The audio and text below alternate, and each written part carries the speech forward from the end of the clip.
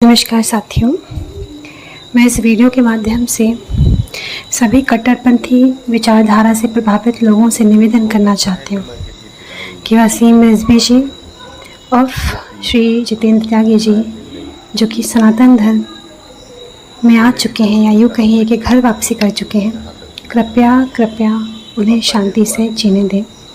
उन्होंने कोई गलत काम नहीं किया है। आप सभी से निवेदन है कि सबसे पहले शांति, अमन, चैन और अहिंसा को प्राथमिकता दें। कोई भी धर्म हो, किसी भी धर्म से जुड़ी हुई कोई भी मान्यता हो, उन मान्यताओं का किसी भी ग्रंथ में, किसी भी किताब में उल्लेख हो, उन बातों को उल्लेख करने वाला कोई भी देवदूत या धर्मदूत रहा हो, उन सब बातों को एक तरफ रखते हुए सिर्फ यह सोचें कि वास्तविकता में हम शांति और प्रेम से कैसे जी सकते हैं। हम सिर्फ और सिर्फ एकता और सद्भावना के माध्यम से ही प्रेम से जी सकते हैं और हम अपने देश की, राष्ट्र की प्रगति कर सकते हैं। इसलिए आतंक, हिंसा और दहशत के माहौल को तिलांजलि दें, जिए और जीने दें। आइए सुनते हैं वसीम रिजवी जी क्यों परेशान हैं, आखिर क्या कारण है घर वापसी होने के बावजूद भी वो डिप्रेशन में क्यों है। सुनते हैं उन्हीं के शब्दों में।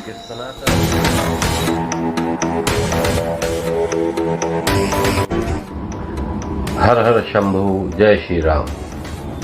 हो सकता है कि मैं किसी फिदाइंग हमले में मारा जाऊं, क्योंकि जैसी हमको सूचनाएं मिल रही हैं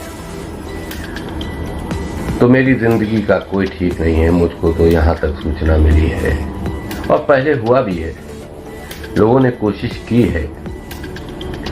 हरिद्वार के ज्वालापुर के कुछ क्रिमिनल्स जेल में आकर मेरी गर्दन काटना चाहते थे।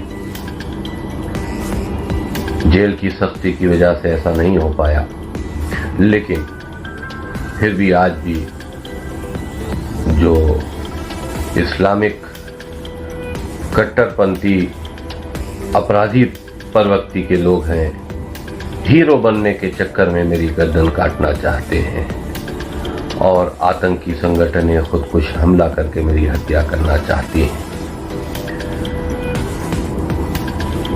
खैर, उस चीज से तो मुझे कोई परवाह नहीं है, क्योंकि जो कदम हमने उठाया है बहुत सोच समझ कर उठाया है। हाँ, अफसोस सिर्फ इस बात का है कि जब मैं जेल से छूट कर आया, अब तो फिर मैं जेल जा रहा हूं, तो बहुत से लोगों ने मुझसे फोन पर यह बात की कि सनातन धर्म में वापस जाकर आपको क्या मिला। सवाल था। मैं समझता हूं, जिस वक्त आतंकी गतिविधियों से, इस्लामिक जिहाद से और इस्लाम में बच्चों को दी जा रही कट्टरपंथी शिक्षा से, इस्लामिक क्रूरता से मैं परेशान था, तो 1400 साल पहले पता नहीं कितनी नस्लों के बाद हम अपने घर वापस हुए और घर वापसी करके हमने सनातन धर्म को कबूल किया, क्योंकि सनातन धर्म से हम पहले से ही प्रभावित थे। भगवान महादेव, भगवान श्री राम, देवी देवता, भगवान श्री कृष्ण और खास करके हिंदू संस्कृति, जिस तरह से हिंदू समाज में लोगों के अच्छे विचार हैं, अच्छे रवैये हैं, तो उससे हम पहले से प्रभावित थे। तो हमने घर वापसी को सही समझा, आज भी सही समझता हूं। लेकिन थोड़ा सा अफसोस ये हुआ कि मेरे साथ एक ऐसा रवैया अपनाया गया जैसे कि कोई बहुत पुराना कोई रिश्तेदार घर वापस आ जाए और उस परिवार में जितने लोग उस वक्त के सदस्य हैं उनमें जो आपस में खुद का प्रेम है और जो प्रेम बाहर से आए हुए पुराने रिश्तेदार को दिया जाना चाहिए, पता नहीं क्यों हमको नहीं लगता कि हमको वो प्यार और मोहब्बत मिली। मैं आज खुलकर इसलिए बात कर रहा हूं क्योंकि मेरी जिंदगी का कोई ठीक नहीं है। मैं बहुत डिप्रेशन में भी हूं। हो सकता है दुश्मनों से मरने से बेहतर मैं ये फैसला करूं कि मैं अपने जीवन को खुद समाप्त कर लूं, लेकिन मैं सनातन में हूं और मरते दम तक सनातन में ही रहूंगा। लेकिन बहुत से लोगों ने हमारा इस बीच में साथ भी दिया और बहुत से लोगों ने जो शुरू में साथ दिया वो फिर साथ छोड़कर चले भी गए। और बहरहाल मैं सबका शुक्रगुजार हूं, साथ देने वालों का भी और जो छोड़ के चले गए उनका भी। और सनातन धर्म के जितने भी मानने वाले हैं, जो आम लोग हैं, हमें मालूम है वो आपसी फूट का शिकार है, राजनीतिक फूट। कुछ सियासी पार्टियां एक विशेष समुदाय के 10 से 11% वोट हासिल करने के लिए, उनको खुश करने के लिए बहुसंख्यक समाज को कुचल रही हैं, क्योंकि उनको सत्ता पर कब्जा करना है। वो जीत कर सत्ता हासिल करना चाहते हैं। कुछ अपने मफाद के लिए ऐसा कर रही हैं। कुछ सनातन धर्म में जो जाति भेदभाव है बहुत हद तक खत्म हो चुके हैं, लेकिन फिर भी उसका थोड़ा बहुत असर है। आपसी फूट अगर हम पर में ना होती तो 1000 साल तक हम गुलाम ना रहे होते। हिंदुस्तान की सनातनी संख्या कभी कम नहीं थी। जिस वक्त मंगोल से और जिस वक्त अफगानिस्तान से हिंदुस्तान को लूटने लुटेरे आए, वो थोड़ी सी तादाद में थे, लेकिन हम बहुत ज्यादा थे।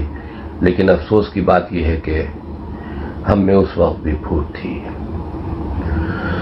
हमारे लड़कियों को यहाँ हिंदुस्तान से उठा के ले गए। अफगानिस्तान में एक चौराहा बना था जहां दुख्तरे हिंद 1 दिनार लिखा हुआ था। इस पर एक हम फिल्म भी बना रहे हैं। और बंगाल में जो हिंदुओं के साथ में हो रहा है उस पर भी एक फिल्म हम बनाने जा रहे हैं। तो दुख्तरे हिंद यानी हिंदुस्तान की बेटी और नंगा करके हिंदू लड़कियों को वहां पर 1 दिनार में बेचा जाता था। हमारे 20 से लड़कियों को वो लुटेरे उठा के लेके जाते थे, लेकिन अफसोस की बात है कि आपसी फूट की वजह से या अपना अपना हित देखकर हम खामोश रह जाते थे। आज भी वैसे ही हो रहा है। हम ये समझते हैं हिंदुस्तान में आजादी के बाद बहुसंख्यक समाज को तो पाकिस्तान में आजादी मिली, लेकिन हिंदुस्तान में अल्पसंख्यक समाज को ज्यादा आजादी मिली, जिसकी वजह से वो कभी भी सनातन धर्म के देवी देवताओं के खिलाफ या हिंदू समाज के लोगों के खिलाफ खुलकर चैलेंज करते हैं या गाली देते हैं तो आर्टिकल 90 के अंतर्गत वो ये समझते हैं कि उनको ये कहने का अधिकार है। लेकिन अगर कोई भी सनातनी या कोई भी हमारा जैसा व्यक्ति किताब में लिखी हुई बातों को अगर कह देता है तो उसको हेट स्पीच में मान लिया जाता है। तो बड़े अफसोस की बात है। और अफसोस के साथ में मैं ये भी कहना चाहता हूं कि हम लोगों को, हमारे बच्चों को आज भी यूनाइट होने की जरूरत है। जब तक हम आपसी मतभेद, जात पात को भूलकर यूनाइट नहीं होंगे तो जिहाद जैसी समस्या से हम परेशान हमेशा रहेंगे। ये इस्लामिक आतंकवाद जो पूरी दुनिया में एक आतंक का सबब बना हुआ है, हिंदुस्तान उससे अछूता नहीं है। आए दिन सनातन धर्म के जो कुछ कमजोर लोग हैं उनकी गर्दनें भी काटने की खबरें आया करती हैं। लेकिन अफसोस की बात यह है कि कुछ सेकुलर लोग हमारे देश में, सेकुलर होने का मतलब ये नहीं है कि आप किसी जुल्म के खिलाफ आवाज ना उठाएं। हम इंसान हैं और इंसान से मोहब्बत करते हैं, लेकिन अगर किसी के ऊपर जुल्म हो रहा है तो उस पर हमें आवाज जरूर उठानी चाहिए, और खास करके अगर किसी अपने पर जुल्म हो रहा है तो जरूर बोलना चाहिए। नहीं तो जालिम की ताकत बढ़ती है और फिर से जुल्म करने की वो जुर्रत करता है। हमको अपनी आवाज उठानी चाहिए, कानूनी कार्रवाई करनी चाहिए। मैंने सोचा कि पता नहीं कब तक जिंदा रहूं, आपसे शेयर कर लूं। बहुत कुछ दर्द है। मैंने अपने दर्द के ऊपर एक किताब भी लिखी है, शायद मेरे मरने के बाद वो शाया होगी। उसमें बहुत कुछ हमने लिखा है, हमने क्या खोया और क्या पाया। मुल्लाओं ने हमारे खिलाफ प्रोपेगेंडे किए, हमारी पीठ पर एक लंबी फेरिस्त चिपका दी उन अपराधों की जो अपराध हमने किए ही नहीं, क्योंकि हम आतंकी मानसिकता का शिकार हो चुके थे। जब से हमने समाज में बदलाव की बात की थी, तब से कट्टरपंथी विचार रखने वाले मुल्ला हमारे खिलाफ हो चुके थे। सरकारी मददों से उन्होंने हमारे खिलाफ पता नहीं पूरे देश में कहां कहां फर्जी मुकदमे लिखवाए, और वो लिखे भी गए, और मैं उस गुनाह में शामिल नहीं हूं। लेकिन फिर भी ये कानून है, अगर मुकदमे लिखे गए हैं तो हमें अपना पक्ष रखना है। जब तक जिंदा हूं तब तक सनातन के लिए लड़ूंगा। मेरा फैसला सनातन धर्म में वापस आने का बिल्कुल सही था।